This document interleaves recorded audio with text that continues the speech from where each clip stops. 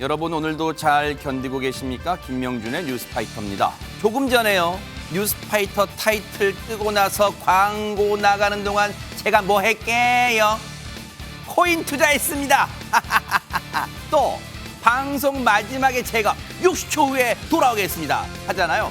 그 60초 동안 뭐 할까요? 코인 투자할 겁니다. 네.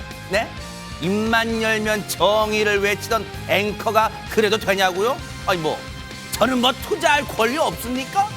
라고 만약 제가 이야기한다면 배신감 느끼시겠죠, 여러분들이. 그런데 검소한 줄로만 알았던 젊은 국회의원이 그랬다면, 그것도 헬로윈 참사 논의 중간중간에 그랬다면, 투기와의 전쟁을 해야 할 사람이 투기와 경쟁을 했다면 참 진짜 한숨밖에 안 나옵니다. 5월 10일 금요일 김명준의 뉴스파이터, 그래도 밝게 시작해 보도록 하겠습니다.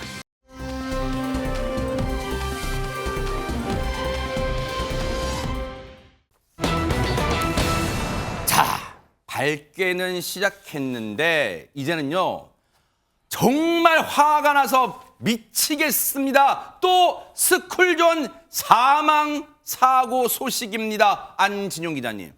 네, 이틀 전 경기도 수원의 한 교차로에서 발생한 일입니다. 자세한 소식 영상과 함께 설명드리겠습니다. 시내버스 한 대가 교차로로 진입합니다. 그런데 우회전 신호등이 빨간불로 바뀌었음에도 불구하고 멈추지 않고 우회전을 하는데요. 바로 그때 초록불을 보고 횡단보도로 달려가는 아이들. 결국 8살 소년을 치고 맙니다. 어머 세상에. 하교하는 아들을 마중 나온 엄마는 눈앞에서 이 사고를 목격하고 말았습니다. 어머. 아우 진짜 저 아이 어떻게 됐습니까? 세상에 많이 안 다쳐야 될 텐데요. 세상에 장윤 변호사님. 근데 많이 안 다쳤으면 하는 마음일 텐데 아이가 끝내 숨지고 말았습니다. 이게 그제 낮 12시 30분쯤에 바로 수원에 있는 한 스쿨존 내 교차로에서 발생한 사고였거든요. 일시 정지 의무 지금 영상에서 보신 것처럼 버스 기사가 지키지 않았습니다.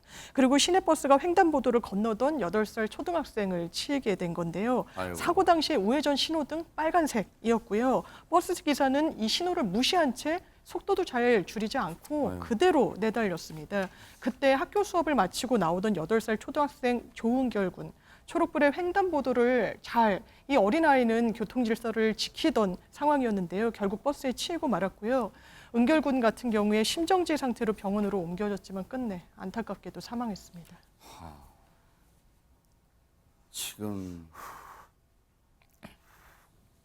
보고도 믿기지가 않습니다. 여러분도 그러시죠? 그런데 전혜연 평론가님, 당시 저 사고 당시에 횡단보도 건너편에 은결군 어머니가 있었다면서요. 그렇습니다. 그 사고 현장을 봤던 시민들의 증언에 따르면요, 은결군의 어머니는 횡단보도 맞은편에 있다가 아이가 버스로 사고로 당하는 모습을 봤고요. 어머 세상에. 비명을 지르면서 달려갔다라고 합니다. 아유. 너무너무 안타까운 상황인데요. 이 화면을 지켜보는 우리도 이렇게 마음이 아픈데 저 엄마의 심정은 어땠을까 참 감히 헤아리기도 어렵습니다. 은결군의 아버지가 이렇게 얘기를 했다라고 하죠. 은결군이 그날따라 씩씩하게 계란 후라이에 밥 비벼서 너무너무 잘 먹고 학교에 갔다. 평상시에 하지 않은 이런 씩씩한 행동하면서 학교에 갔는데 너무나 기특했는데 이런 사고가 발생했다라고 하는데요. 정말 이 부모님의 입장에서 너무나 비통하고 지켜보는 어른들도 너무 미안한 사건입니다. 우리 조은결군, 아유 세상에. 인생의 꽃을 피워보지도 못하고 세상에. 우리 은결이 영정사진, 진짜 영정사진도 이제 우리에게 남아있어. 영정사진 좀 다시 좀 보여주세요. 저렇게 순수하고 맑은 아이였어요. 세상에. 아이고 저 은결이 보세요. 아이고 세상에 얼마나 사랑스럽습니까? 세상에 진짜. 부모님들은 지금 아우 세상에 억장이 지금 아우 세상에 진짜. 아니 저 버스 기사는 대체 무슨 생각으로 저렇게 운전했답니까 진짜? 사실 좀 이해가 안 되는데요. 이 스쿨존이라면 완전히 서행을 하고 특히 아이들이 다니기 때문에 더 조심을 해야 되는데 네. 아까 우회전 신호등에 빨간불 들어온 거 우리 전부 다 봤잖아요. 그걸 보지 못했다고 합니다. 그걸 보지 못하고 우회전을 했고 더 기가 막힌 건 이제 사고가 발생한 이후에 버스에 탄 손님들이 소리를 질러서 사고가 난 걸 알았다고 해요. 본인은 사고가 난 사실조차 몰랐었다고 합니다. 사람입니까 진짜? 사실 저 스쿨존 안에서 아이를 치어 숨지게 하는 경우에는 우리가 민식이법이라고 하죠. 특가법에 이제 새로 규정이 들어와서 일단 무기 또는 3년 이상의 유기징역형에 처해지게 되는데 일단 이 50대 운전기사는 이 사건을 통해서 구속이 됐습니다. 8살입니다. 세상 8살이에요. 얼마나 사랑스러운 부모님한테는 진짜 눈에 넣어도 아프지 않을 그런 아이인데 이제는 더 이상 부모님 품에 안길 수가 없습니다. 부모님들은 은결이를 이제 안아볼 수가 없어요. 세상에 그 은결군의 아버님 얘기 들어보시고 이어가 보도록 하겠습니다. 민식이법이나 배상화법이나 있으면 뭐 하나요? 계속 사건은 터지는데 진짜 중요한 법이 뭔지를 생각하고 만들었으면 좋겠어요. 배운 대로 파란불에 그냥 신호를 건넜을 뿐인데 이렇게 갑자기 얼마나 무섭고 아팠을까 이런 생각을 하니까 마음이 너무 아프더라고요. 비단 뭐 은결군의 엄마 아빠만 그런 게 아니라 지금 들으신 것처럼 다 내 자식 일 당한 것처럼 주민분들도 지금 눈물 흘리시잖아요.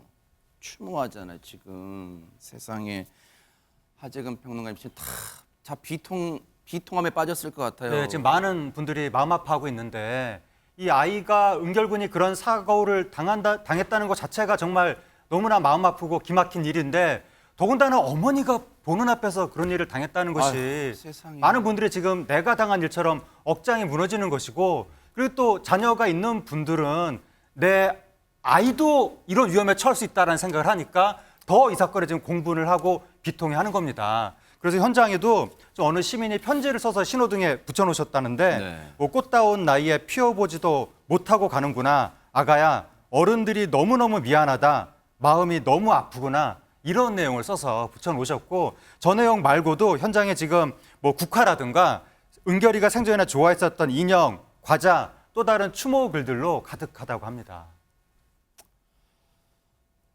어느 시민분의 손편지처럼 은결아 진짜 어른들이 미안하다. 진짜 어른들이 미안해.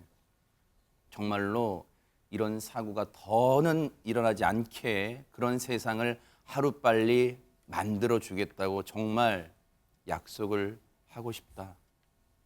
은결아 정말 하늘나라에서 편히 잠들기를 진심으로 기원할게. 너무너무 미안하다 은결아. 명복을 빌겠습니다. 은결군의.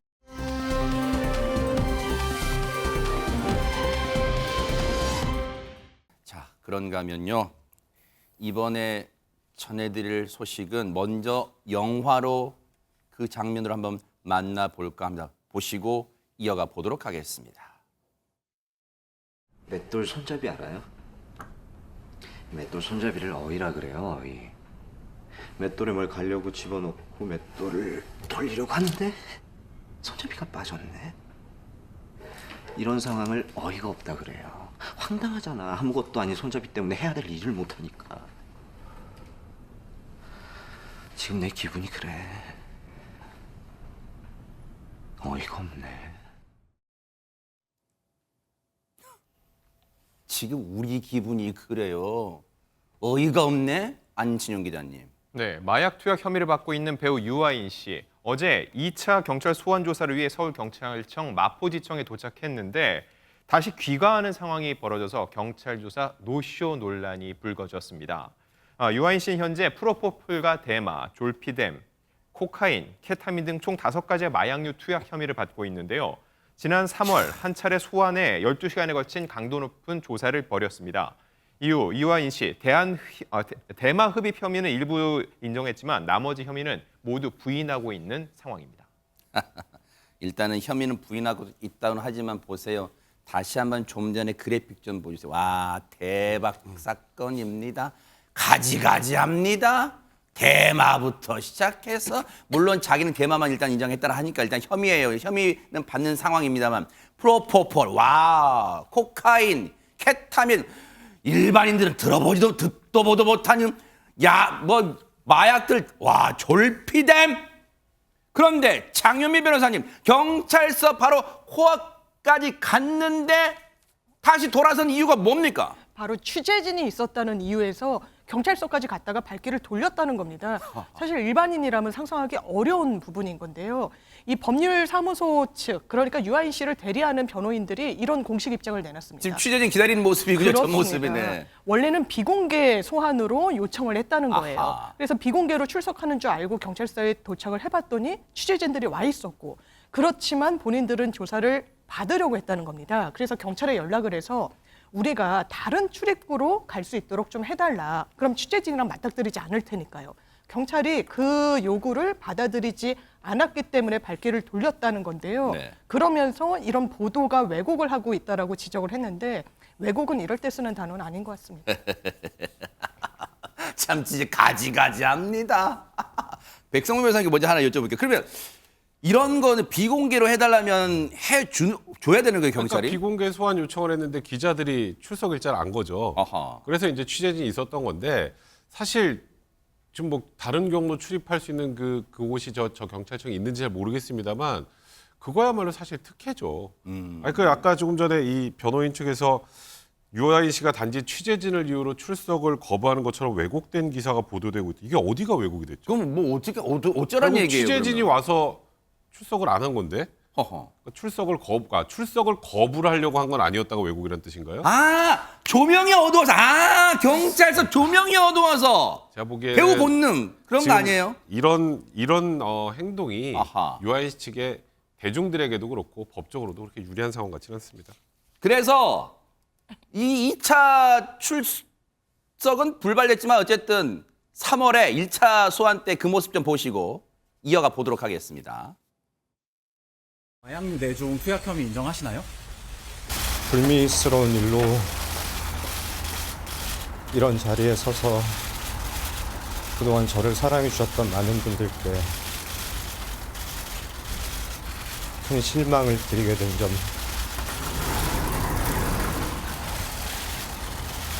깊이 반성합니다. 죄송합니다. 개인적으로 어떤 저의 일탈 행위들이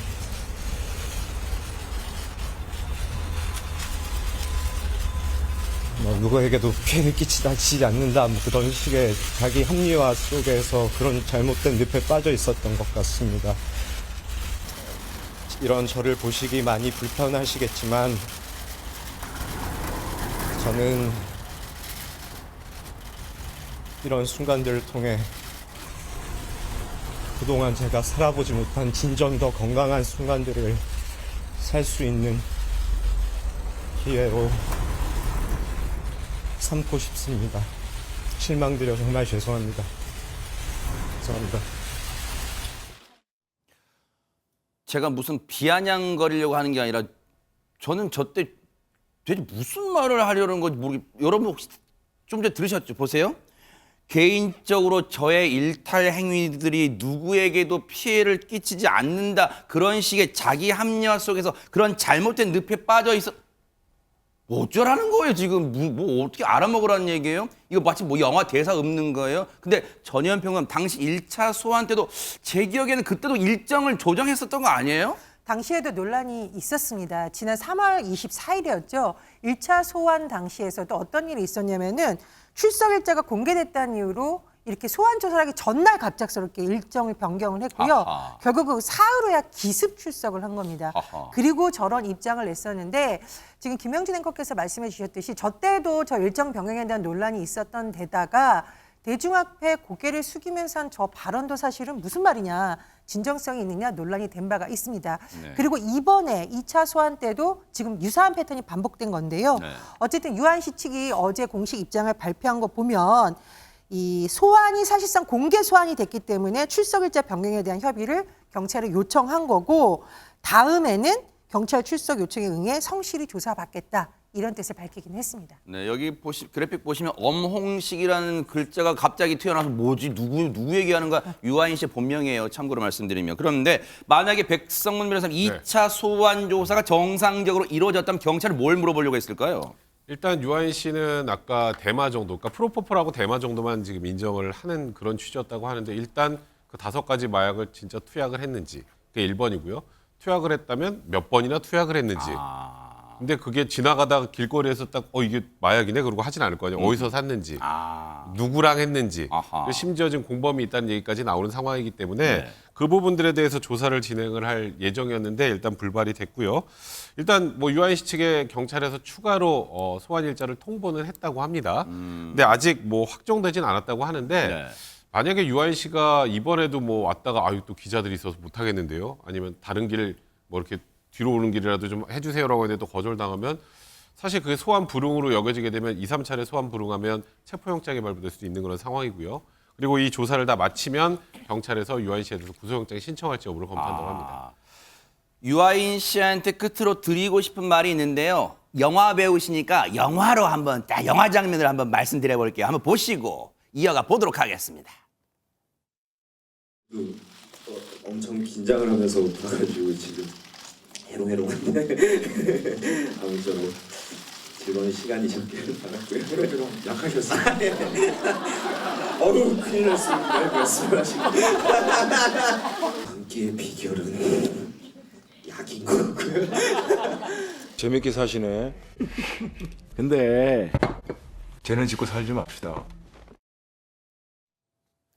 정답이 조금 전에 있었어요. 아무튼 그렇게 살기를 앞으로 한번 지켜보도록 하겠습니다.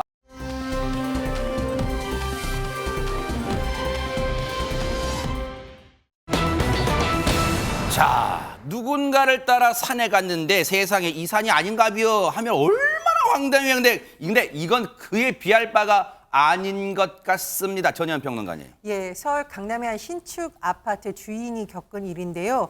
여행 중에 황당한 일을 겪었는데 여행 갔다 오고 나서 집을 보고는 더 기겁을 했다라고 합니다.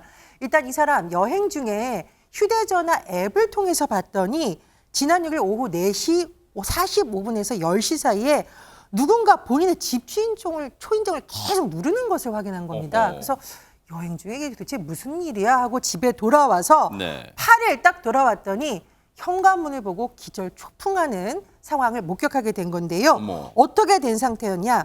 현관문이 완전히 찌그러져 있는 겁니다. 누군가가 둔기로 내려친 듯한 저런 상황이 돼 있었고요. 이 모습이에요. 어머머머. 그렇습니다. 저 자세히 보시면 초인종하고 도어락은 뭔가 아예 날카로운 물건으로 긁은 것처럼 난도질이 되어 있는 상황입니다. 또 바닥에는 깨진 소주병들도 널브러져 있었는데 이 집주인 너무 놀라서 경찰에 신고를 했습니다. 어머, 안진용 기자님. 여행 마치고 돌아와서 저 모습 보고 일단은 아니 현관문 재산상의 피해 그건 둘째치고 얼마나 무서웠을까요? 진짜 딱 보자마자. 네, 이 무서움을 느낀 주민들 경찰에 신고를 했습니다. 출동한 경찰 지문과 CCTV를 분석을 했고 한 60대 남성을 용의자로 특정했습니다. 이 남성 이 피해자들과는 일면식도 없는 사이라고 얘기를 했습니다. 그러면서도 피해자 주거지가 채무 관계가 있던 사람이 사는 곳으로 착각해서 범행을 저질렀다고 했습니다. 경찰 이 남성을 재물 손괴 등의 혐의로 입건했습니다. 이게 말입니까? 뭡니까? 경찰 얘기 들어보시고 이어가 보도록 하겠습니다. 자취업자가 없다는 아니에요. 그런 것도 아닌데 이제는 채권자의 집으로 오인했어요. 사람이 없다 보니까. 사람이 있었으면 대화로 이제 두드리고 그랬는데도 이제 인기척이 없더라. 그런 얘기죠. 그러다 보니까. 그 입건된 혐의는 재물 손괴죄밖에 딱 하는 건가요? 네, 그렇습니다. 유혹죄나 협박죄 이런 거는 잘 들어가지 않는 거고요. 사람이 없었어요. 해준다고 저희가 잘못했다. 오인해서 이렇게 된 거다. 본인들끼리 민사적인 문제는 해결했다 하더라도 저희들은 이제 뭐 직대로 대응을 해서 뭐 입건 조치고 여러 가지 그런 조치는 할 겁니다. 근데 지금 사진 앞서도 저희가 자세히 보여드렸지만 그 초인종 누르는 거랑 도어락은 심하게 훼손됐다는 것은 혹시 저 강제로 열고 들어가려고 했을까요? 그러니까 저 안에 사람이 있는데 본인이 문을 저거 어떻게든 열어달라고 하는데 안 열어주니까 부수고라도 있다고 판단하고 들어가 보려고 한 거겠죠. 세상에. 의도는 그렇게 뭐 충분히 봐야 될 것 같고요. 지금 일단은 뭐 그냥 단순 재물 손괴가 아니라 제가 보기엔 뭔가 좀 위험한 물건을 토대로 해서 저렇게 하지 않았을까 해서 특수재물 손괴될 가능성이 좀 있을 것 같고 만약에 사람이 있었다면 하긴 또 만약에 사람이 있었으면 이 집이 아니었네 이러고 그냥 갔을 수도 있겠네요. 근데 만약에 사람이 있는데도 저런 행동을 했다면 그것만으로 또 특수협박 같은 게 충분히 성립할 수 있는 그런 상황이었던 것 같습니다. 야, 그러니까 지금 백성문 변호사님 말씀처럼 지금 현관문 긁힌 거 보세요. 그럼 저게 그냥 사람 손톱으로 그렇게 했어요? 뭔가 예리한 걸로 했을 거란 추정을 분명히 할 수가 있잖아요. 그런데 하재근 평론가님 그런데 여기서 궁금한 게 있어요. 저렇게 막 뭔가 부수면 흠집을 내고 했을 때는 그리고 뭔가 예리한 걸 막 꾹꾹 누르고 했다면 저렇게 소란과 소동을 피우는 동안 옆에서 옆집이라 돼서 아무런 제지 또는 그 아파트에 관리하는 쪽에서 아무런 제지를 안 했을까요? 뭔가 그 부분이 좀 의아한데 네. 상당히 큰 소리가 났을 것 같거든요. 네. 문을 저렇게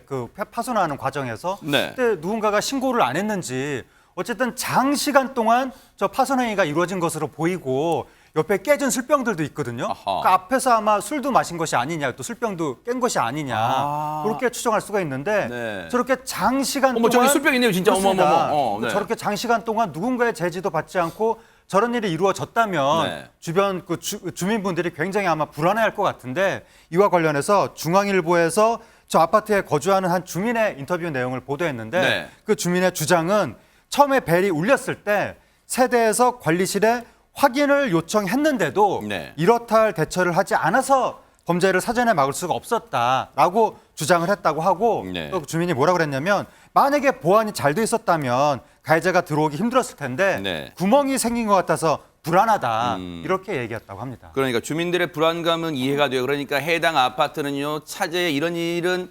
외부인이 출입을 쉽게 하지 못하도록 뭔가 안전장치를 더 강구해야겠다 이런 생각을 해봅니다. 꼭 그렇게 해주시기 바랍니다. 주민 불안 떨치기 위해서요.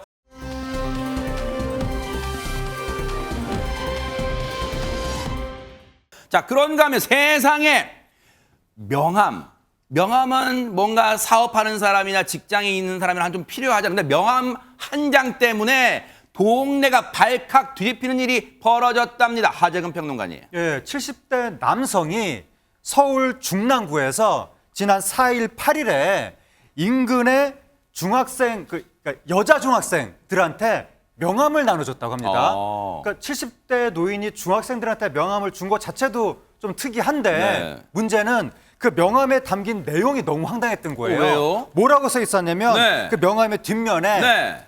아름다운 미모의 여성 연락 주시면 서운치 않게 보답을 하겠습니다. 감사합니다. 어머. 이렇게 써 있었다는 거예요. 어머. 또 명함의 앞에는 이 남성의 실명하고 직장, 직책 이런 것들도 써 있었다고 합니다. 어머.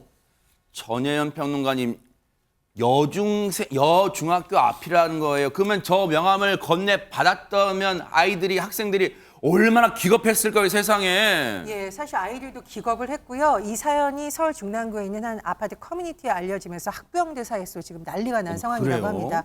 더 문제는 뭐냐? 중학생들한테 이런 명함 준 것도 문제인데 이 명함을 초등학생들에게 줬다. 이런 세상에. 주장까지 제기가 됐다라는 거예요.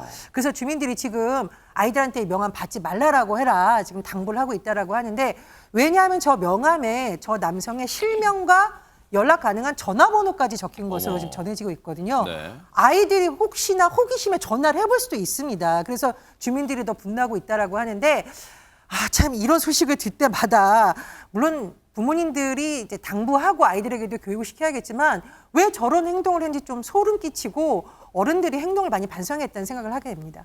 오늘따라 왜 이렇게 어이가 없네? 이런 일이 진짜 많이 일어나는 거예요. 그런데 저 70대 남성이 명함만 돌린 게 아니라면서요, 안진용 기자님. 네, 이 아파트 주민들은 커뮤니티 댓글을 통해서 피해 사실을 호소하고 있습니다. 일단 명함에 주소도 다 적혀 있어서 피해 사실이 이미 있을 것이라는 주장도 있었고요. 또한 놀이터에서 어린아이들을 계속 쳐다보고 말을 걸었다는 겁니다. 어머. 그 와중에 중학생 여자아이들에게 와이프가 죽어서 외롭다, 만날 수 있냐 등 입에 담지 못할 말까지 했다는 피해 사실을 폭로하기도 했습니다. 어머. 또한 댓글에 따르면 이 70대 남성, 바로 이 해당 아파트에 산다는 주장까지 있어서 해당 아파트 주민들의 불안은 더욱더 가중되는 상황입니다. 아니 진짜 듣기만 해도 지금 소름 끼치는데 소름이 돋아요 막. 그런데 하재근 평론가님 이 사연이 알려지면서 지금 인터넷상도 막 시끌시끌하다면서요. 네, 당연히 지금 공분이 들끓고 있는데 그 명함에 서운치 않게 보답을 하겠습니다 이렇게 써 있잖아요. 네.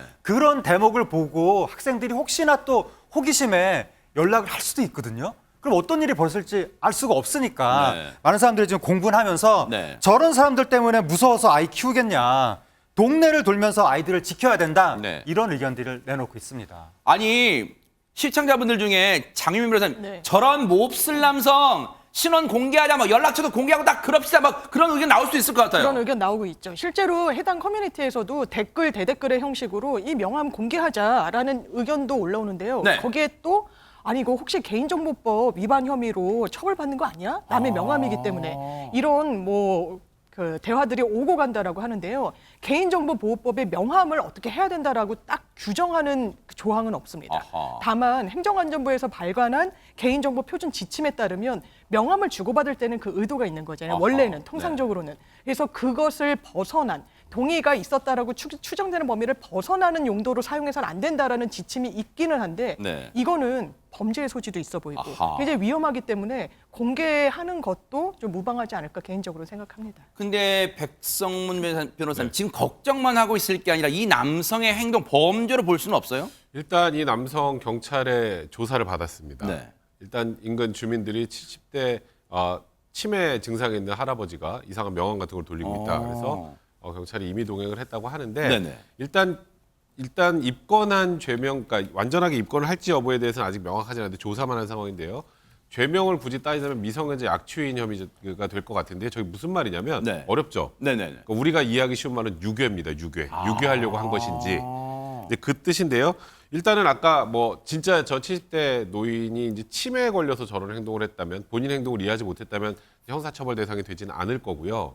다만 왜 명함을 돌렸는지, 명함을 돌려서 실제로 또 아이들하고 접촉한 적이 있는지 이런 부분들에 대해서 확인을 좀 마저 하고 범죄 혐의가 좀 명확하다 싶으면 입건을 할 수도 있다는 그런 방침인 것 같습니다. 그럼 저 과정에서 저 70대 남성이 가지고 있는 휴대전화도 좀 들여다볼 수 있나요? 그거는 일단 조사하는 과정에서 임의 제출받아서 내용 같은 거 확인해 볼 수는 있겠죠. 네네. 근데 만약에 그걸 거부한다면 이제 말 그대로 이걸 압수해야 될 거고요. 아하. 이제 그런 과정이 있을 텐데 아직까지 이 남성을 통해서 이 명함을 받고 아이들에게 추가 무슨 범죄표가 있는지 그 부분은 좀 명확하지 않은 상황이기 때문에 아하. 이에 대한 조사는 좀 필요한 상황입니다. 야, 세상에 어쩌다 지금 계속 이런 일이 막 벌어져요. 정말 우리 아이들을 안전하게 지킬 수 있는 사회가 꼭 반드시 돼야겠다 이런 생각해 봅니다.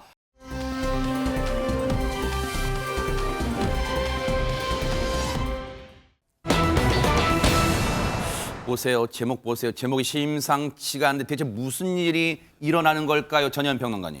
예, 한 가정의 사연이 알려지면서 굉장히 논란이 일고 있는데요. 일단 이 아내의 시점에서 한번 구성을 해보겠습니다. 네. 이 아내는 1993년 남편과 결혼해서 두 딸을 낳았습니다. 그런데 가정생활 도중에 이 남편이 외도를 한 거죠. 아하. 내연녀와의 사이에서 아들이 탄생했습니다. 그리고 이 남편은 2017년 사망했습니다.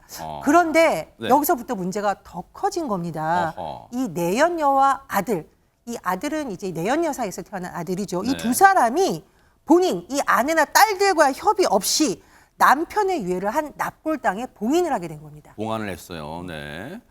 아내와 딸들과 협의 없이 남편의 유해를 내연녀라는 사람이 자신의 소생인 아들과 함께 이 남편의 유해를 한 납골당에 봉안했다는 건데 2006년에 내연녀의 아들은 2006년에 태어났으니까 지금 한 17 정도 됐겠네요. 18 정도. 그러면 장윤미 변호사님 네. 일단 이 소식을 저희도 지금 황당해요. 그렇죠. 가족은 또 얼마나 황당했겠어요. 아버님 돌아가셨는데 장례도 제대로 치르지 못했고 본인들한테도 추모할 권리가 있다라는 소송을 제기하게 된 겁니다.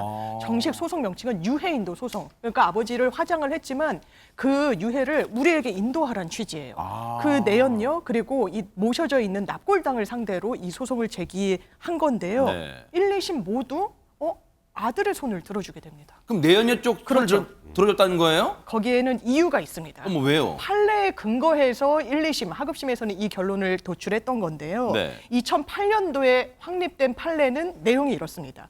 제사 주재자는 기본적으로 가족들 간의 합의에 따르는 게 원칙이다. 네. 다만 합의가 되지 않으면 적서를 불문하고, 여기서 적서는요. 적자든 서자든, 이게 대단히 옛날 개념이죠. 옛날식 표현이네요. 그러니까 무조건 아들이어야 된다는 거예요. 어머. 장자. 그것이 사실상 다른 외도의 결과로 태어난 아들이더라도 장남을 제사 주재자로 본다는 게 그간의 대법원 판시 태도였기 때문입니다. 와, 일단 빵당하죠, 여러분. 세상은 하루가 다르게 급변하고 있는데 우리 법조문이 이런 마인드를 갖고 있어요. 이런 생각 갖고 있어요. 어쨌든 적자든 서자든 남자가 아들이 제사를 모셔야 된다. 이게 언제적 판결이라고요? 판례라고요? 그러니까 일단 제가 하나만 정정할게요. 네. 법에 그렇게 되어 있지는 않습니다. 아, 법에? 네, 법에는 그러니까 제사 주재자는 유족들이 협의해서 정하게 되어 있는데 네. 협의가 안 되는 경우가 있잖아요. 이럴 때. 아하. 협의가 안 될 때는 조금 전에 말씀하셨던 것처럼 2008년에 대법원에서 협의가 안 되면 그건 무조건 장남이 제사 주재자야. 이렇게 이제 판단을 판례로. 내렸고 아하. 그래서 1, 2심에도 2008년 대법원 판례가 있으니까 어쩔 수 없습니다. 이렇게 판단을 한 겁니다. 어허. 근데 이게 아까 소송이 유해 인도 소송이었죠. 네. 근데 제사 주재자가 아니라고 아빠 저 유골도 못 보나 이 생각하실 텐데 그러네요. 제사 주재자가 유골의 소유권을 갖게 됩니다. 법적으로. 어머. 그러니까 소유권이 제사 주재자한테 있으니까 이 딸들하고 이 아내는 가서 보기도 힘든 상황이 되는 거예요. 어허. 이제 그래서 이번에 이제 처음으로 대법원에서 이제 전원합의체 판결을 통해서 이 판결을 번복을 한 겁니다. 그러니까 그래요? 과거를. 그래서 아니 이거는 예전엔 몰라도 지금 뭐 무조건 아들이 뭘 해야 된다는 거는 좀 남녀 그 성차별을 금지한 헌법 정신에도 어긋나니까 이렇게 정하자. 협의가 안 되면 장남 우선이 아니고 이게 아내 딸이건 아들이건 간에 최근 친에서 가장 나이가 많은 사람. 그러니까 여기에서는 이제 어찌 보면 이제 딸들이 더 나이가 많았거든요. 그렇죠. 아들은 2006년에 태어났으니까. 그러니까 제일 나이 많은 누나가 제사 주재자다 해서 이걸 넘겨주라고 판단한 겁니다. 아하. 관련해서 대법원 측 얘기 좀 들어보시고 이어가 보도록 하겠습니다. 네. 저희가 제가 한번 읽어드릴게요. 뭐냐면 대법원장이 그랬대요. 현대사회 제사에서 부계혈족인 남성 중심의 가계 계승 의미는 상당 부분 퇴색하고 망인에 대한 경애와 추모의 의미가 보다 중요해지고 있다. 그러니까 시대가 변했다. 그 시대의 변화 흐름을 이제 대법원도 쫓아가겠다. 아마 그런 뜻으로 이 해석이 돼요. 그런데 그러면 이게요. 지금 이 집에 대해서는 반가운 대법원의 판결인 것 같은데 혹시 이 판결을 또 뉴스로 접한 다음에 하정현 평론가님 봤지? 이제는 딸들도 제사 모실 수 있대. 제사 누나가 가져가. 혹시 이럴 수 있을까요? 예, 모든 집에서 제사를 지낼 때 법원이 시키는 대로 해야 되는 것은 아니고 각 집안이 알아서 제사를 지내는데 다만 가족끼리 제사와 관련해서 분쟁이 생겼을 때 그 경우에만 이번에 법원이 개입해서 판단을 한 거고 아하. 그렇지 않은 일반적인 경우에는 그전부터 해와둔 대로 자녀들이 합의해서 그렇게 지내면 됩니다. 네. 고인, 제사에 대해서 이렇게 뭔가 감정 싸움 하지 말고 그럼 고인이 얼마나 서운해 하시겠어요. 그러니까 늘 제사 지내는 것은 가족이 늘 이렇게 협의해서 이 다복하게 지내기를 또 권해 드립니다. 다투지 마시고요.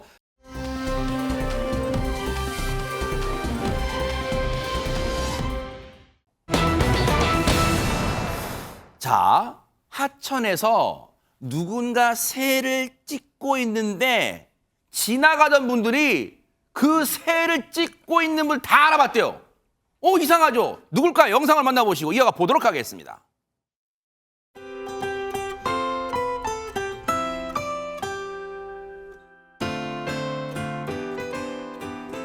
아유, 안녕하세요. 아유, 당신이 궁금해하시던 윤 교수님, 새 박사님. 안녕하세요. 오랜만입니다. 아유, 그러잖아도 엄청 건강하시네요. 예. 어떤 분은 나를 죽었대, 돌아가셨대. 그러나 나는 안 죽었어요. 살아있어요. 나는 새 박사야. 나 새 박사인데, 여보. 새를 가장 사랑하고, 새를 연구하고, 새 박사야. 본인 소개를 정말 제일 잘해주신 것 같아요, 안지윤 기자님. 네, 윤무부 교수, 이 국내 조류생물 교육학 전문가이자 경희대 석좌 교수이기도 한데요. 네. 새들의 먹이 활동과 이런 번식 등의 생태를 일반인도 아주 알아듣기 쉽게 TV에서 여러 번 전해주셔서 탤런트 교수 혹은 새 박사로 익숙한 분이기도 합니다. 네. 그런데 한동안 그 근황을 전하지 않았었죠. TV에서도 얼굴을 볼 수 없었는데 그 이유가 있습니다. 지금 휠체어에 앉아 계시죠. 뇌졸중으로 오른팔과 오른발을 전혀 쓰지 못해서 휠체어에 의지할 수밖에 없는데 하지만 이 의지, 새를 향한 의지까지는 꺾을 수 없었습니다. 80이 넘은 나이에도 여전히 이렇게 하천변에서 외가리 등을 촬영하면서 새에 대한 남다른 사랑을 전하고 계신데 네. 마지막에 하신 말씀이 굉장히 와닿습니다. 사람들은 내가 죽었다고 하는데 나 이렇게 잘 살아있다라고 건재함을 과시했습니다. 그러네요. 휠체어에 앉아 계시지만 얼굴 표정 되게 밝아요. 그리고 80 넘으셨다는 걸 이게 믿기지가 않아요. 그런데 앞서 잠깐 얘기 중에 장유미 변호사님, 윤무부 교수님 뭐 사망설까지 나왔어요? 사망설이 돌았었죠. 실제로 시한부 선고를 받았었습니다. 17년 전에 뇌졸중으로 쓰러졌을 때 온몸에 마비가 왔고요. 말은 할 수도 없는 상황이었고 의사도 준비를 좀 단단히 하셔야 된다. 가족들한테 일렀을 정도였는데 정말 기적적으로 지금 건강을 되찾아가고 있는 중이라고 하고요. 그래서 당시에는 온몸이 마비가 됐지만 지금은 오른쪽은 계속 마비된 상태지만 왼손 그리고 왼 얼굴 쪽은 쓸 수가 있기 때문에 특수 제작된 휠체어에 의존을 해서 사전기 거치대를 설치했고요. 한 손, 입, 턱으로 카메라를 이용해서 휠체어 삼각대에 고정시킨 다음에 지금 새, 꽃 이렇게 열정을 불사르면서 사진 촬영에 매진하고 있다라고 합니다. 세상에. 그런데 아무래도 일상생활에는 좀 불편이 크시겠죠. 왼손을 좀 못 쓰다 보니까 식사도 젓가락이 아닌 집게로 하고 그것도 부인의 도움을 받아서 많이 한다라고 하는데 이 부인이 53년째 결혼 생활 이어가고 있는 아내신데요. 윤 박사님의 손과 발이 되어주고 있다고 합니다. 세상에. 시한부 선고까지 받았었대요. 17년 전에. 그런데 지금 저렇게 활동하신 건 정말 기적입니다. 관련 얘기 들어보시고 이어가 보도록 하겠습니다. 2006년도에 강원도 철원 갔다가 새 보다가 추워가지고 뇌경색에 왔어요. 응급실에 가니까 가만 듣는 게 박사님이 너무 늦었대. 뇌경색은 3시간 이내에 가야 고친대. 이건 3일 만에 가니까 의사들이 고개를 흔들어. 준비를 하래, 준비. 장례 준비. 귀에 들려, 내 귀에. 오른손 못 써. 그렇게 글을 쓰는 거야. 내가 먹는 거에 대해서는 좀 신경을 좀 써줄 테니까 나가지 않는 게 좋겠어. 새가 당신을 잡았어. 아픈 것도 새 때문에 잡았고. 아니야, 내가. 저번 때 어디 양수인가 어디 가가지고 뒤로 굴러가지고 죽을 뻔했고. 나도 조심할게. 근데 새가 나를 기다리고. 새가 저 당신을 우는 거 봐, 새소리. 박새도 기다리지. 안 기다려. 무토대도 기다리지. 근데 나는 새 때문에 죽어라고 운동을 해. 새를 봐야 돼. 나는 새 없으면 못 살아. 전현평감 저 얘기가 딱 와닿아요. 새가 나를 기다려. 진짜. 정말 시적인 표현이기도 하지만 또 절박한 마음을 보여주신 것 같습니다. 새 다시 보고 싶어서 운동 열심히 하는 모습 보셨죠? 그런데 이 아내분의 입장에서는 박사님께서 쓰러지시게 된 게 새를 보러 그 추운 겨울날 철원에 갔다가 쓰러진 것인 거잖아요. 얼마나 추워 이제 철원. 얼마나 속쓰였으면 새가 당신 잡았어라고 했겠습니까? 또 새 보러 갔다가 굴러 떨어진 적도 있다고 하니까 어머나. 아내분은 좀 나가지 말라라고 말씀을 하신 거고 박사님께서는 새가 날 기다린다 이렇게 말씀을 하셨는데 명언이 진짜. 사실 등산 좋아하시는 분들 또 산악인들의 아내분들도 산악인들이 등산 갈 때마다 제발 산에 그만 가라고 하는데 이분들이 산이 나를 부른다 이렇게 말씀을 하신데 좀 같은 맥락에서 이해가 되지 않나 싶습니다. 사실 이제 윤무부 교수님의 이제 아내분 이제 화면 통해 보니까 백성문 변호사 사실 그런 생각이 들어요. 왜 우리가 배우자분을 인생의 동반자라고 하는지 다 그게 느껴집니까? 그러니까 사실 이 아내분께서도 새가 당신을 잡아서 가지마 하면서 다 보내주시잖아요. 그러네요. 옆에서 저렇게 식사 혼자 하기 힘드신 것까지 다 챙겨주시고. 그러네요. 근데 윤무 박사 교수님 보면 그러실만 한 것 같아요. 일단 처음에 이제 새를 좋아하게 된 게 아버지랑 이제 어디 나갔는데 아버지가 새를 보라고 그 새를 보는데 그게 너무 예뻤다고 합니다. 그러면서 이제 새에 대한 사랑을 키워가다가 전 여기가 제일 세네요. 뭔데요? 이 아내분을 만날 때 프로포즈를 뭐로 했는지 아세요? 뭔데요? 새 사진으로 하셨다고. 그래서 지금 아내분께서 지금 새에 대해서 약간 불만을 더 갖고 계신가 하는 생각이 드는데, 그리고 여기서 끝이 아니고 지금 윤모 교수님의 아들 윤종민 씨 역시 한국교원대 황새보건센터 연구원으로 새 박사님입니다. 어머, 그래요? 그래서 이 부자가 그 정말 연인 만나듯 전국을 돌면서 새 사진을 저렇게 찍고 다니고 하셨다고 하는데, 그 윤종민 이제 뭐 우리 윤모 박사님의 아드님께서 이렇게 얘기하시네요. 친구들하고 대학생활 마음껏 즐기지 못했던 건 참 아쉽지만 새의 도도한 자태가 떠올라 아버지를 안 따라낼 수 없었다. 세상에. 정말 부전자전입니다. 어머, 아드님 웃는 거 보지 완전 판박이네. 붕어빵 대박 사건. 그런데 남편과 아들이 손잡고 전국을 새 사진을 찍으러 다니는 게 과연 아내분, 엄마 입장에서는 기분 좋은 일일까요? 정말 화낼 일일까요? 관련 얘기 좀 들어보시고 이어가 보도록 하겠습니다. 뭐 가족보다 우선 새를 좋아하시는 분이니까 저렇게 지금까지도 지금 열심히 새만 쫓아다니시잖아요. 집 근처에 운동도 할 겸 중경철이 새도 볼 겸 한 바퀴 돌고 오라. 당신 절대로 새지 마. 밥 제때 먹어야 돼. 박사님, 예. 저 중랑천 산책 간다고 하지 않으셨어요? 내가 잠깐 어디 갈 데가 있어요. 아, 중랑천 말고요? 예. 박사님, 이거 입에 뭔가 뭐예요? 오늘은 멀리 그 후드티 촬영 가요. 보안도 왔다 갔다. 촬영할 때는 안 먹어요. 습관이에요, 습관. 지금 왔으면 얼른 샷을 빨리 누르야 돼. 그러면 기회를 놓쳐. 전화를 왜 안 받으세요? 안 받아야지. 가까운 데 간다고 그랬거든.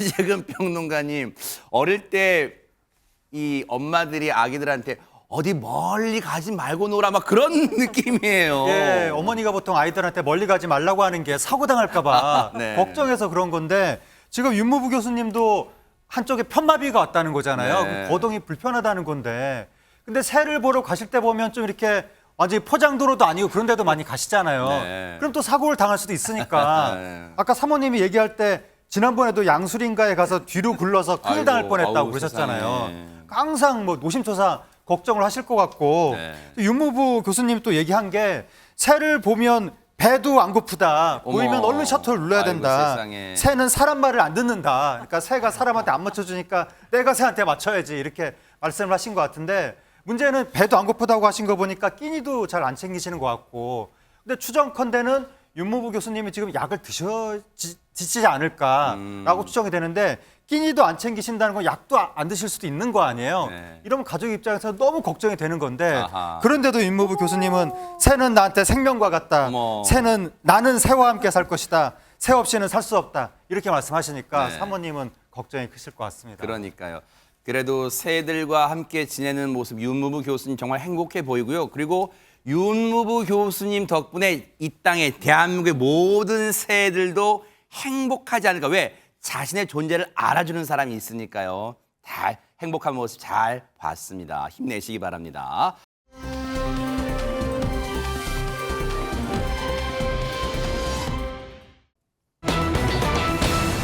자, 분위기 바꿔볼게요. 세상의 충북에서 이런 일이 있었다고 합니다. 안진용 기자님. 네, 지금 보여드릴 영상은 누구에게나 일어날 수 있는 일입니다. 어허. 그래서 더 유심히 보셔야 되는데 네. 일단 영상 보면서 설명드리겠습니다. 무슨 일일까요? 네.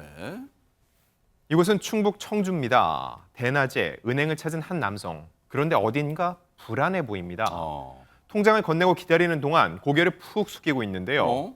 계속 안절부절 못하고 있는 모습. 그러네요. 은행원은 돈 다발. 현금을 뽑고 있고요. 네. 급하게 현금을 가방에 담는 남성. 이후 이 남성 황급히 어디론가 향합니다. 이 남성 대체 네. 무슨 일이 있는 걸까요?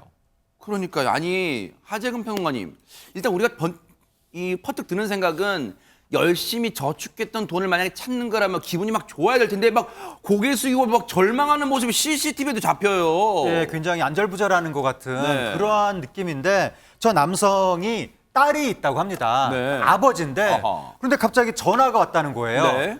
당신 딸이 돈을 갚지 않아서 어머? 우리가 감금하고 있다. 어머? 돈을 갚지 않으면 딸의 나체 사진을 찍어서 유포할 것이다. 라고 하면서 2천만 원을 요구했다고 합니다. 어머 세상에, 사정을 듣고 보니까 지금 안절부절 못할 만도 한데, 지금 왜냐면 따님 얘기 나오고 그리고 따님에 어디에서 어떻게 위해를 가한다는 거잖아요. 그런데 일단 드는 생각이요, 백성배 변호사님. 네. 저런 얘기를 들으면 따님한테 바로 전화를 해보면 되잖아요. 그렇죠. 근데 그렇게 못하게 합니다. 어머. 전화를 안 끊어줘요. 세상에. 그러니까 이따가 뭐 어떤 범죄인지 설명이 나오겠습니다만 이거는 전화를 끊으면 안 되는 범죄이기 때문에 그래요? 전화를 못 끊게 했고 네. 그러니까 이 남성은 지금 딸이 납치가 됐다는데 큰일 났잖아요. 그러니까 어허. 자기는 일단은 전화를 못 끊고 돈을 뽑으러 가야 되니까 일단 직원한테 좀 신고를 해달라고 해서 이 직원은 112에 신고를 했고 그래서 이 경찰이 결국 이 피해자 아버지와 만나게 된 겁니다. 아하, 은행 가기 전에 만났는데 그런데 문제가 하나 더 있다면서요, 장유민 변호사님. 그렇습니다. 납치범들에게 요구받은 돈이 현금 2천만 원이었어요. 아하. 근데 아버지한테는 현금이 1,000만 원밖에 없었던 겁니다. 그런데 네. 2천만 원이 진짜 있는지를 알려줘야 이게 접선이 가능한, 그러니까 만나는 게 가능한 상황인데요. 그렇다면 나머지 1,000만 원을 어떻게 마련할까? 이 부분이 문제가 된 겁니다. 그러니까 아버지를 만난 경찰이 기지를 발휘하는데요. 뭔데요? 본인의 계좌에 한 1,000만 원이 있었던 거예요. 어머. 내 돈을 빼자, 내 돈을 인출해서 2천을 맞추자. 어머. 그래서 2천이 정말 수중에 있는 것처럼 보이게 이 일당에게 사진을 한번 전송해 보자라고 해서요. 삽이 1천만 원을 보탠 겁니다. 어머. 그리고 2천만 원짜리 돈다발을 만들어서 사진 어머. 찍어서 협박범들에게 전송하게 됐습니다. 야, 일단은요, 경찰분의 기지로 협박범들이 준비한 2천만 원을 맞췄고 일단 돈은 준비됐어요. 그러면 일단 협박범을 어떻게든 잡아야 되는데 그 이후 돈이 준비된 이후에 협박범과의 통화 내용 들어보시고 이어가 보도록 하겠습니다.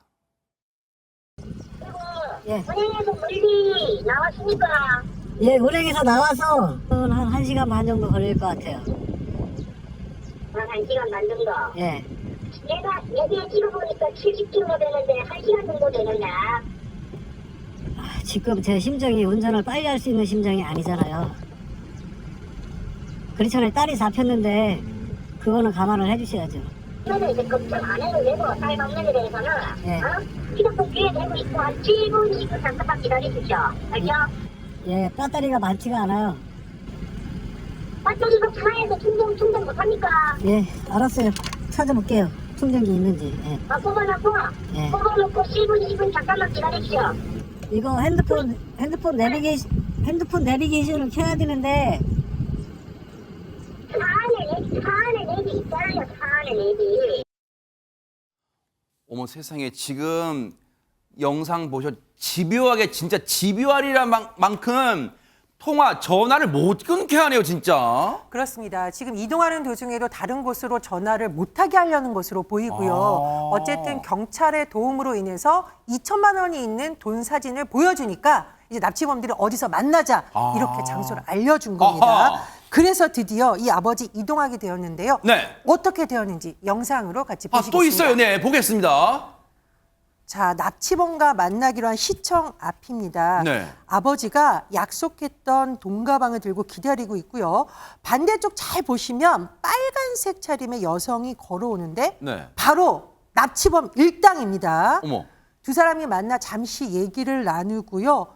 돈 가방을 받으며 이동을 하는데 네. 그 순간 앞에서 한 남성이 뛰어오죠. 네. 뒤에서 한 사람 더 뛰어나옵니다. 아하. 잠복해 있던 경찰들인데요. 네. 메모와 수신호로 상황을 주시하다가 도주하려던 여성 현장에서 검거했습니다.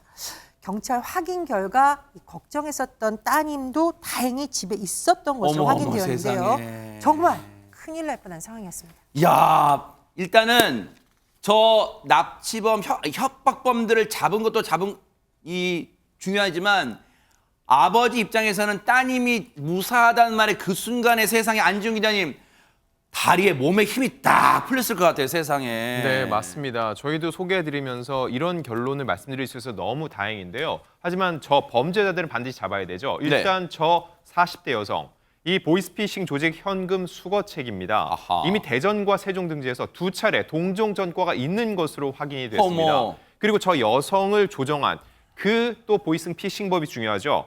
지시하는 이들, 근데 텔레그램으로 해외에 서버를 두어 대화하기 때문에 추적이 어려운 실정이라고 경찰은 전했습니다. 세상에. 그런데 경찰은 이 상황이 딱 보이스피싱 범죄라는 걸 어떻게 직감했을까요? 얘기 들어보시고 이어가 보도록 하겠습니다. 006으로 시작하는 번호더라고요. 해외에서 보낸 문자 메시지나 전화는 006이나 뭐 이렇게 전화번호가 16자리 이상 돼요.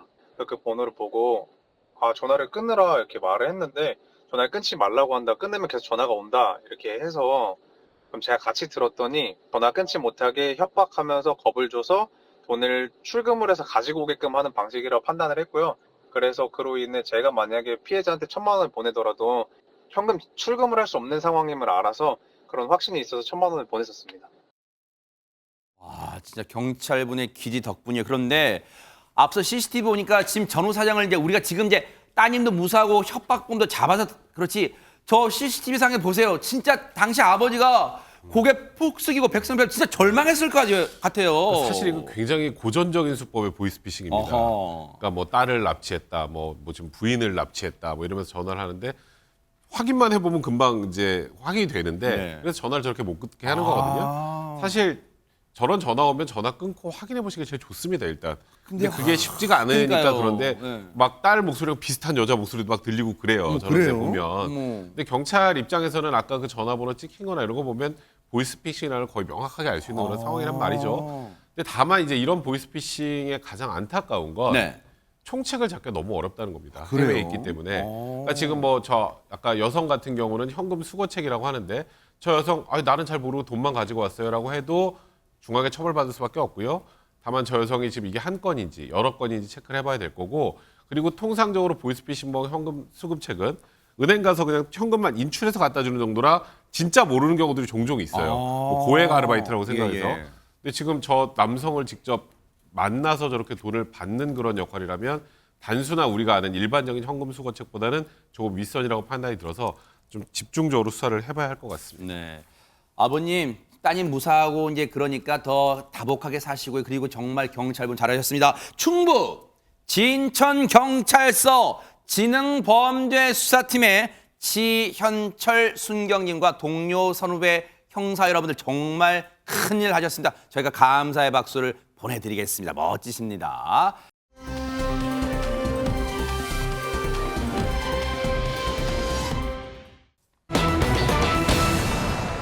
야, 한 아파트에요. 저희 체육대회 해요. 라고 학교 안내 포스터가 붙었다는데 그러면 이 안준영 기자님, 주민분들 다 구경 오세요. 그 말이잖아요. 바로 그저께였습니다. 이 경기도 안산의 한 아파트에 붙은 이 벽보문 때문에 네. 온라인 커뮤니티에서 화제를 모았는데요. 네. 벽보의 정체는 한 중학교 학생들이 체육대회를 알리는 사진이었습니다.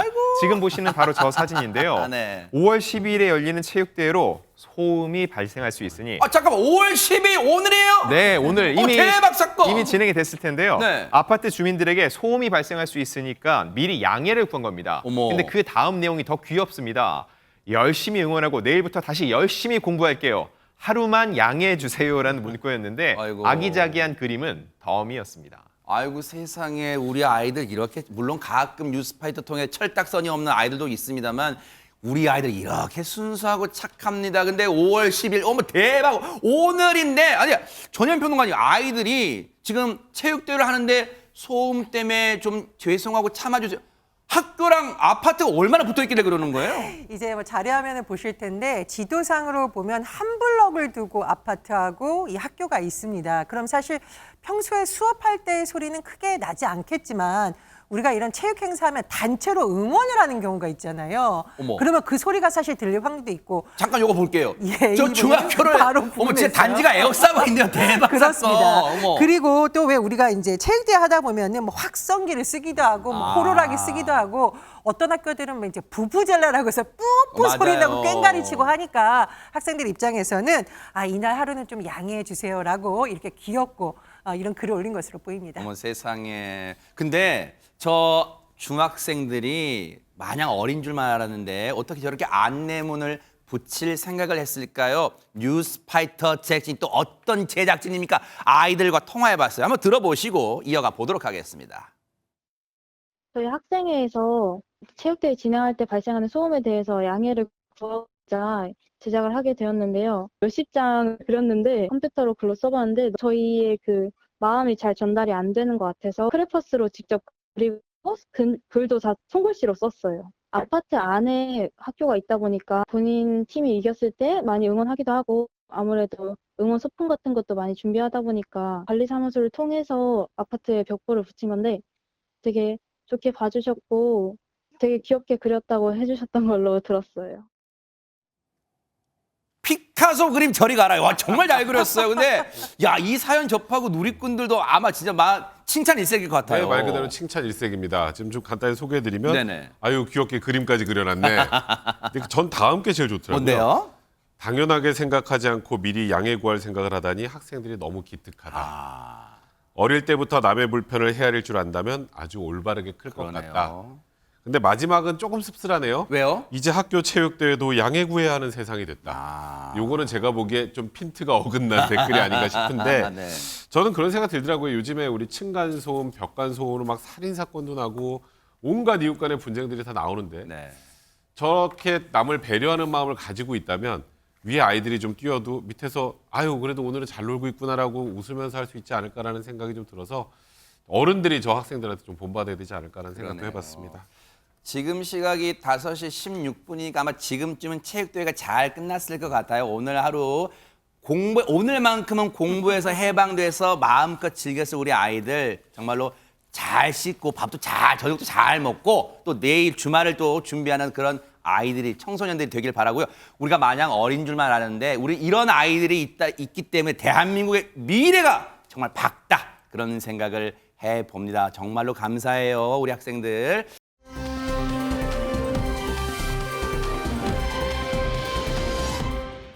자, 그 밖에 관심 가는 소식 좀 알아볼 거예요. 첫 번째 소식을 안진용 기자님이 준비했다고 합니다.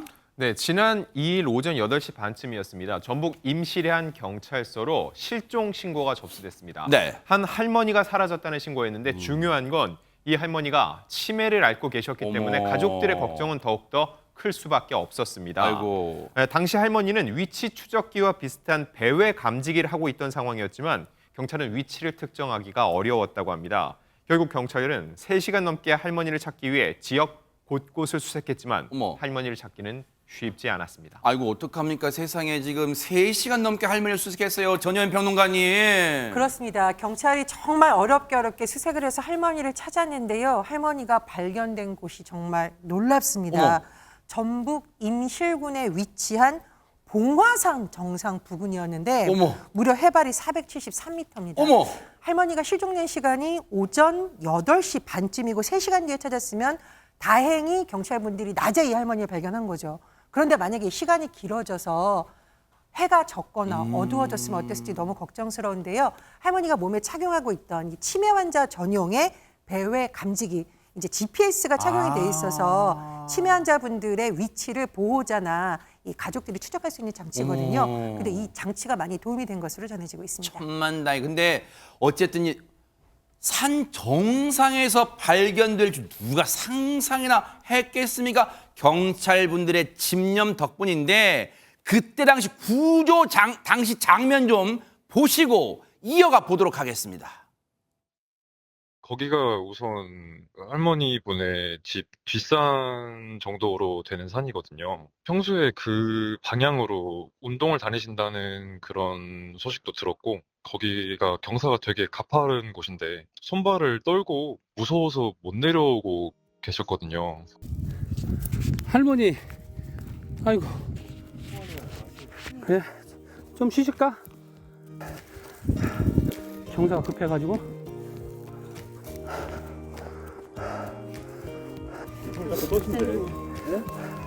뭐라고요? 더 재밌어요. 감사합니다.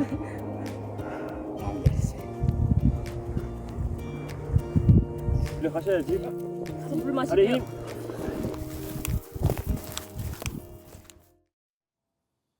세상에 400m가 넘는 해발 고도에 어쩌다 저기까지 올라가시게 됐을까요, 장유민 변호사님? 왜냐면 할머니한테는 상당히 익숙한 곳이었거든요. 예, 가족분들에 따르면 할머니가 이제 운동을 하러 서울사마 이 오르는 뒷산 정도로 평소에도 많이 다니던 곳이었다라고 하는데요. 치매를 앓고 계셨기 때문에 내려오시는 길은 뭐 잊었는지 아니면 어색했는지 해서 일단 내려오질 못한 겁니다. 그래서 산 정상에서 무려 3시간 정도나 이제 벌벌 떤 거. 한여름에도 산 정상은 왜 좀 온도가 낮잖아요. 그렇게 굉장히 불안에 떨고 계셨는데 경찰들이 찾으러 오자 정신이 좀 온전하지 않은 상황이었는데도 정말 연신 감사하다는 인사를 잊지 않았다고 합니다. 어머 세상에, 앞서 영상 보셨어요? 아우 진짜 저 경찰분 손자의 마음이셨을. 할머니 손 떠신 거 보셨죠? 얼마나 지금 생각해 보니까 할머니도 겁이 나셨던 걸까요? 당시에 할머니 손을 꼭 잡아드린 저 경찰분 얘기 좀 들어보시고 이어가 보도록 하겠습니다. 사실 되게 힘들었거든요. 그 올라가는 거 자체가 급하게 올라가서 뛰어 올라가기도 했었고, 근데 할머니 얼굴 뵙자마자 되게 반갑더라고요. 그래서 그 말씀을 해주셔서 그냥 웃음이 나왔습니다. 세상에, 백성문 변호사님, 이 경찰분도 뭔가 손자의 마음으로 잡아들인 걸까요? 그랬을 것 같아요. 그리고 아까 올라갈 때 뛰어 올라갔다고 그래서 너무 힘들었다고 말씀을 하시는데 거기서 할머니의 그 고맙다는 말 한마디가 되게 굉장히 많이 보람을 느꼈던 것 같아요. 근데 할머니는 이제 일단 이 413m나 되는 산을 올라가 있으니까 제일 먼저 걱정되는 게 할머님의 건강이죠. 또 못 내려오셨잖아요. 근데 다행히 이제 119 구조대가 같이 이제 밑에서 올라오고 있었고 내려오는 중턱에서 이제 119 구조대를 만나서 이제 건강 관련된 응급처치를 다 했고 다행히 건강에 전혀 이상이 없었다고 합니다. 그리고 무사히 이제 좀 힘들었지만 가파른 산길을 다시 내려와서 가족의 품으로 돌아가게 됐는데 할아버지하고 단 2분이서 살고 계신데요. 아하, 세상에. 그래서 할아버지뿐만 아니라 그 이웃분들까지 이 경찰분들에게 연신 감사 인사를 전했다고 합니다. 정말로 훈훈합니다. 정말 경찰분 대단히 잘하셨고요. 정말로 이번에 경찰분들의 노고가 아니었으면 가족분들 얼마나 애타게 발을 동동 굴렀을까요? 우리 임실경찰서입니다. 오수지구대의 박진원 순경님 그리고 동료 경찰 여러분 정말 좋은 일 하셨고요. 큰일 하셨고 그리고요. 차제에 조금 어르신들 걱정되고 하면 이 위치 추적기는요. 달아드리는 게 좋은 방법인 것 같아요. 이번에도 한몫했잖아요. 그러니까 꼭 그런 것도 한번 가족분들이 신경 써주시기를 기대를 해보도록 하겠습니다.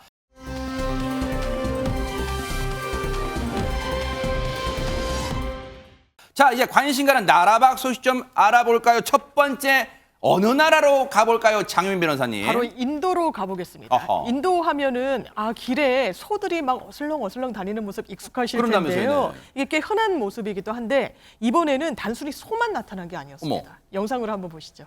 허허, 소는 누가 키워내네? 네, 어두운 밤에 한 남성이 어머. 이게 황소를 타고 골목길을 질주하는 우와. 모습입니다. 이거 영화 촬영인가? 어머. 이럴 수 있지만 아닙니다. 현실 상황입니다. 단시 만취 상태였던 이 남성, 이렇게 소를 타고 달린 이유가 있었는데요. 네. 바로 본인 SNS에 올릴 인기 동영상을 만들기 위해서였다고 합니다. 너무 허무개그 같은데. 근데 아니 전현 평론가 제 짧은 상식으로는 인도가 소를 신성하게 여긴다는데 막 타도 돼요, 저렇게? 인도에서 소가 거리에 있는 모습을 볼 수 있는 것은 신성한 동물로 여기기 때문입니다. 그런데 문제는 뭐냐면요. 저 남성 저렇게 달리다가 주민하고 마주쳐서 만약 부딪혔으면 어떤 일이 일어났을까요? 여러 가지 위험한 상황인데 네. 결국 저 남성 경찰에 연행됐습니다. 네. 동물 학대, 공공질서 위반 혐의로 법적 조치를 받게 될 전망입니다. 아하. 근데 저 영상 보면서 안진용 기자님 우리가 웃기는 하지만 아니 그 SNS 영상이 대체 뭐라고 또 저렇게까지 합니까? 유명해지고 싶어서 만든 거잖아요. 어허. 일단 뉴스파이터에도 소개됐으니까 유명세는 제대로 탔다는 누리꾼들의 의견이 있었고요. 네. 그리고 관심은 받고 싶어도 민폐는 끼치지 말아야 된다는 의견도 있었습니다. 네. 반면 그래도 법적 조치받을 행동은 아니었다는 옹호 의견도 있었지만 대다수는 이 남성의 행태를 비판하는 입장이 많았습니다. 그래요. 그런 건 좀 조심해야 될 것 같아요.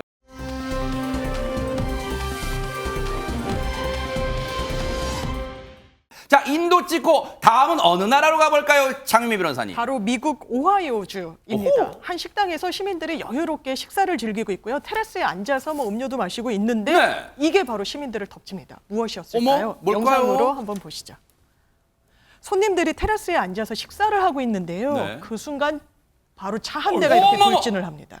테이블은 물론 뭐 천막까지 와르르 무너지면서 테라스가 순식간에 쑥대밭이 됐는데요. 이 사고로 식당에 있던 3명 다쳤지만 다행히도 큰 부상을 입진 않았다고 하고요. 어허. 정말 아찔한 상황이 펼쳐졌습니다. 20초 드릴게요. 하재관 평론가 진짜 가슴 철렁했습니다. 진짜. 예, 20대 운전자가 갑자기 이 식당으로 달려들었다고 하는데 당시에 저 상황이 풍비박산이 났었고 어머. 3명이 다쳤다고 합니다. 아이고. 다행히 경상에 그쳤는데 운전자는 저 사건 이후에 도주했다가 다음 날 자수했다고 합니다. 야, 큰 인명피해 안 나길 천만 다행이었습니다. 보고 계십니까? 대박 사건. 네, 안녕하십니까? 김명준입니다. 여러분과 함께하는 뉴스파이터. 다양한 소식과 뉴스를 보고 싶으시면 화면 오른쪽을 꾹 눌러 구독해 주시길 바랍니다. TV로도 유튜브로도 여러분께 한 발 더 다가가겠습니다. MBN 뉴스와 뉴스파이터를 사랑해 주셔서 고맙습니다.